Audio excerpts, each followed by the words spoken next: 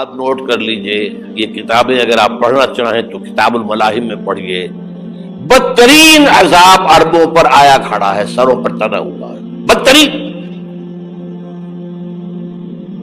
ایسی جنگ ہونی ہے الملحمۃ العظمیٰ، جس کو کہ میں بھی آپ کو گواہی پیش کر دوں گا، جسے کہا گیا ہے دی لاسٹ کروسیڈ۔ بش نے بھی کروسیڈ کا لفظ بول دیا تھا، پھر واپس لیا اس نے۔ نکل جاتی ہے جس کے منہ سے سچی بات مستی میں، فقیہ مصلحت بین سے اور ہندے بادہ خار اچھا، کروسیڈ کہہ کر پھر واپس لیا۔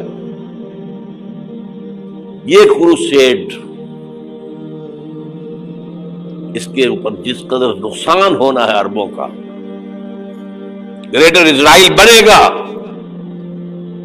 یہ عراق، شام، اردن، سعودی عرب کا کچھ شمالی علاقہ، ترکی کا جنوبی علاقہ، مصر کا صحرائے سینا، اور اس کے ساتھ ہی جو بہترین اس کا زرخیز ترین علاقہ ڈیلٹا آف نائل، یہ سب یہودیوں کے قبضے میں جائے گا۔ اس کو حدیث میں کہا گیا الملحمۃ العظمیٰ۔ عیسائی 80 علم لے کر اے مسلمانوں تم پر حملہ آور ہوں گے، اور ہر علم کے نیچے 12,000 فوج ہوگی، 9.5 لاکھ فوج۔ یہ نیٹو کی تیاری کس کے لیے ہو رہی ہے؟ جب یو ایس ایس آر کا خاتمہ ہوا تو پوچھا گیا تھا نیٹو چیف سے، اب کس لیے؟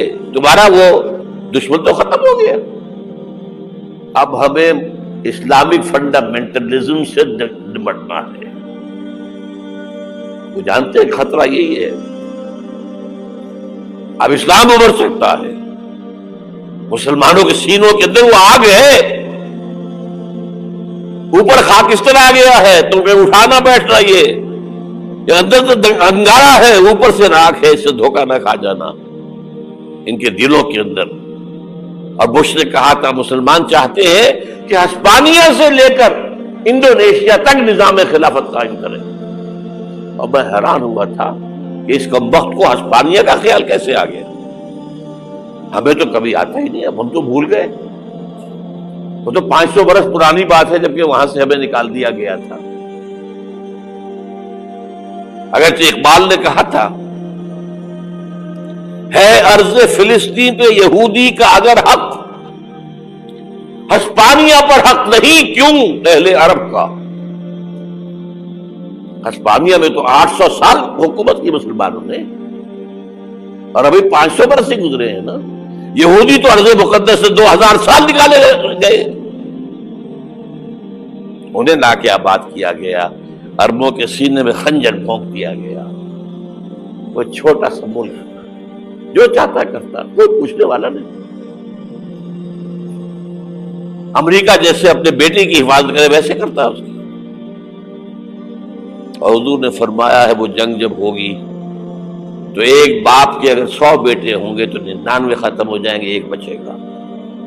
یہ حدیث ہے، حدیث ہے صحیح۔ اور آپ نے فرمایا ویل للعرب من شر قد اقترب، عربوں کے لیے ہلاکت ہے، عربوں کے لیے بربادی ہے اس شر سے جو قریب آ چکی۔ اور آج جس طرح انہوں نے ان کی تہذیب کو اختیار کر لیا ہے، دبئی جا کر دیکھیے، بدترین مغربی معاشرہ جو ہے وہ دبئی کے اندر ہم نے قائم کر کے دکھا دیا۔ اب سعودی عرب اس راستے پر بڑھ رہا ہے۔ اور اس کے بعد نمبر 2 پر جو ہے ہم پاکستانی ہیں، لیکن میں اس کے وہ پہلی بات جو کہہ رہا ہوں وہ تو یقینی ہے، اس میں تو احادیث صحیحہ موجود ہے۔ اگرچہ اس کے بعد پانسا پلٹے گا، پھر حضرت مہدی کا ظہور ہوگا، حضرت عیسیٰ کا نزول ہوگا، اور وہ گریٹر اسرائیل گریٹر گریو یارڈ بنے گا یہودیوں کا، ایک ایک یہودی قتل ہوگا اور دفن ہوگا۔ یہ بات میں ہونا ہے، میں پہلی بات پر کر رہا ہوں۔ وہ پانسا پلٹے گا جب پلٹے گا، ابھی جو سامنے ہے وہ کیا ہے؟ جس ملحمۃ العظمیٰ کہا حضور نے، جسے آرمیگیڈون کہتے ہیں عیسائی، آرمگیڈون کی اگر کہیں جا کر آپ دیکھیں گے، آپ ڈکشنری میں مانی تو کیا لکھا ہے؟ A very big war which will be fought between the forces of evil and good before the end of this world.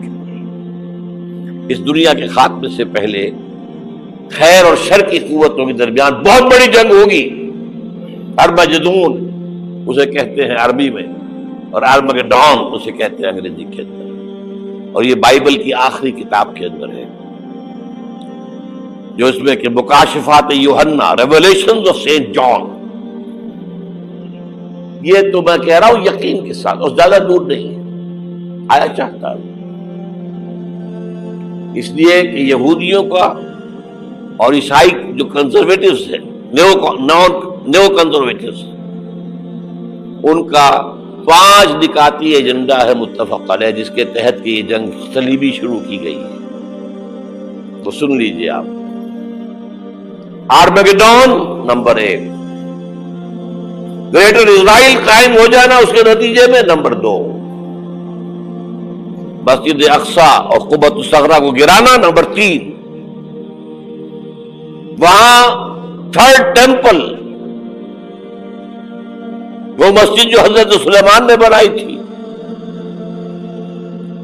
1000 قبل مسیح میں، پھر برباد کی تھی نیبوکدنیزر نے، دوبارہ بنائی گئی، پھر دوبارہ ختم ہوئی 70 عیسوی تک گری پڑی. ان کا خانہ کعبہ گرا ہوا ہے 70 عیسوی سے لے کر آج تک. ایک دیوار ہے ویلنگ وال، جہاں جاتے ہیں، روتے ہیں، پیٹتے ہیں، ماتم کرتے ہیں. وہاں وہ بنے گا تھرڈ ٹیمپل.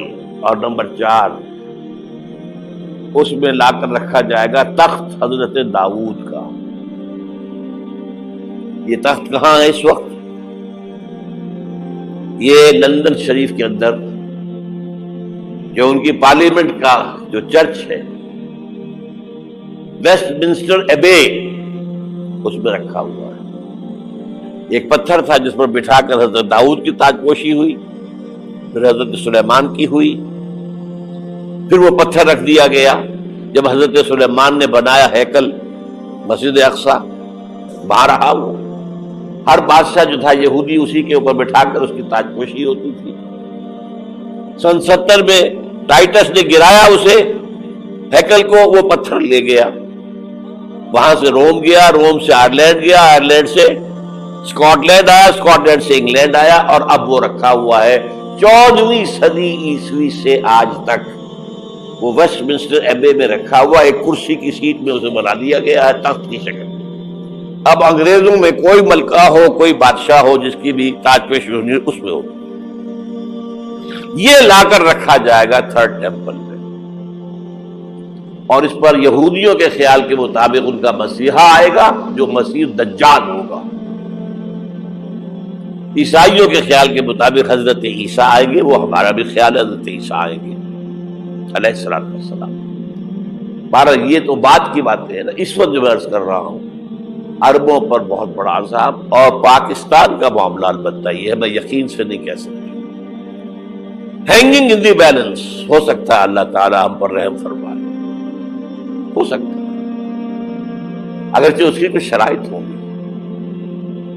چمن کے مالک اگر بنا لے موافق اپنا شعار، اب بھی چمن میں آ سکتی ہے پلٹ کر چمن سے روٹھی بہار. اب بھی ہو سکتی ہے.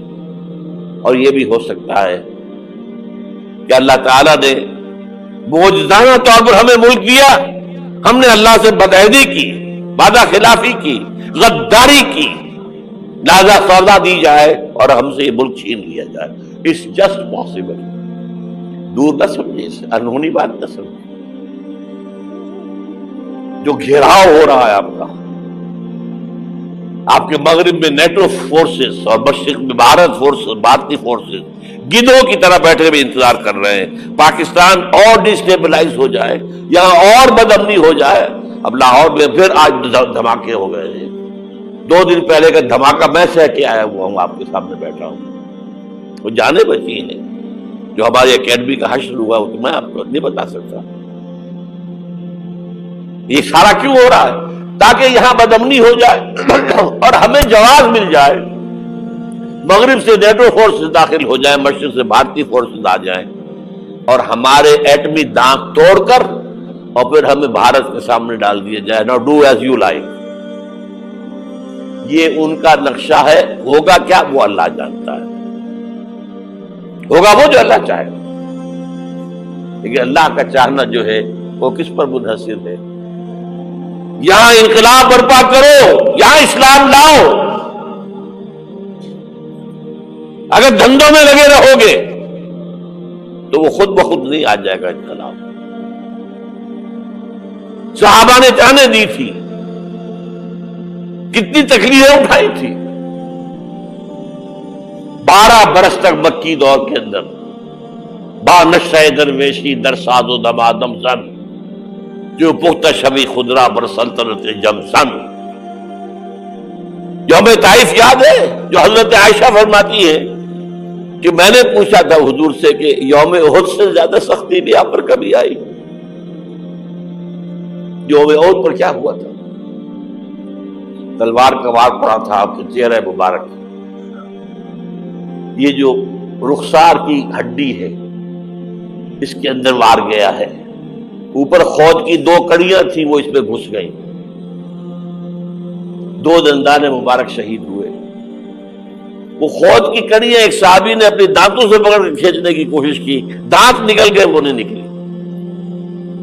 کیا جتن کر کے نکالی گئی ہوگی تو خون کا فوارہ، اتنا خون گیا ہے کہ آپ بے ہوش ہو گئے، گر گئے. اور مشہور یہ ہو گیا کہ آپ کا انتقال ہو گیا، شہادت ہو گئی. یہ سیرت کبھی پڑھی ہے؟ حضرت عائشہ کے ہوش کا تو یہی دور تھا نا. یوم طائف میں جو آپ کیا تھی، بچی تھی، انہیں کیا پتا کیا ہو رہا ہے حضور کے ساتھ. 3 دن تک حضور مکے کی گلیاں اور وہاں کے اوباش لوگ پتھراؤ کر گئے تھے اس امید میں کہ شاید وہاں کا کوئی سردار ایمان لے آئے. تو یہاں تو ابو طالب بھی فوت ہو گئے. یہی دنیاوی سہارا تھا، خاندانی سہارا تھا ابو طالب کے ذریعے. اور گھر میں ایک دلجوئی کرنے والی رفیقہ حیات تھی، وہ بھی، ان کا بھی انتقال ہو گیا. آپ نے کہا یہ عام الحزن ہے، اب تو سب کو طے ہو گیا قریش کو کہ اب جیسے قتل کر دو. اسی لیے آپ گئے طائف، شاید وہاں کا کوئی بڑا سردار مانے، ایمان لے آئے مجھ پر تو میں اپنا مرکز ادھر شفٹ کر دوں. تینوں سے ملے ہیں، تینوں نے وہ جواب دیے ہیں، نکل جاؤ یہاں سے، میں تمہارے ساتھ بات بھی کرنے کو تیار نہیں. اچھا، تمہارے سوا کوئی نہیں ملا تھا اللہ کو نبی بنا کر بھیجنے کے لیے؟ دیکھو جاؤ، میں بات نہیں کرنا چاہتا، ہو سکتا ہے میں بے عزتی کر بیٹھوں، واقعی تم اللہ کے نبی ہو تو میں مارا جاؤں گا. جاؤ جاؤ جاؤ. یہ سلوک محبت کے ساتھ ہوا ہے. اور پھر چھوکروں کو، اسٹریٹ ارچنز جنہیں آپ کہتے ہیں، اشارہ کیا تھا، خبر لو ان کی، پتھراؤ ہو رہا ہے. ساتھ کوئی ہے ہی نہیں، ایک آدمی صرف، زید ابن حارثہ. اب سامنے سے پتھر آ رہے ہیں تو حضرت زید آگے آ جاتے ہیں، ڈھال بنتے ہیں، مجھے لگے پتھر حضور کو لگے، اب پیچھے سے آ رہے ہیں. چاروں طرف سے تو ڈھال نہیں بن سکتا. جسم لہو لہاب، خون جا کر جوتیوں میں جم گیا ہے، جوتی اتر نہیں تھی. پھر وہاں سے واپسی پر جو دعا مانگی ہے، اللہم الیک اشکو ضعف قوتی وقلت حیلتی وہوانی علی الناس. اللہ تیری جناب میں فریاد لے کر آیا ہوں اپنی قوت کی کمی کا، اپنے وسائل کی کمی کا، اور جو ذلت و خواری ہو رہی ہے لوگوں کے سامنے. الا من تکلنی، مجھے کس کے حوالے کر دیا ہے؟ الا بعیدی یتجہمنی، یہ میرے اوپر ہجوم کر کے آ جائے، حملہ کرے. اور عدو من لگتا امرے، یہ دشمن کے حوالے میرا معاملہ کیا، جو چاہے کرتے وہ. لیکن پھر عبدیت غالب آتی ہے. ان لم یکن علی غضبک فلا ابالی. اللہ اگر تو ناراض نہیں ہے تو مجھے کوئی پرواہ نہیں. سر تقدیم خم ہے جو مزاج یاد میں آئے. مجھے اندیشہ یہ ہے کہ تو ناراض تو نہیں ہوگی. یہ تکلیفیں جھیلی ہے.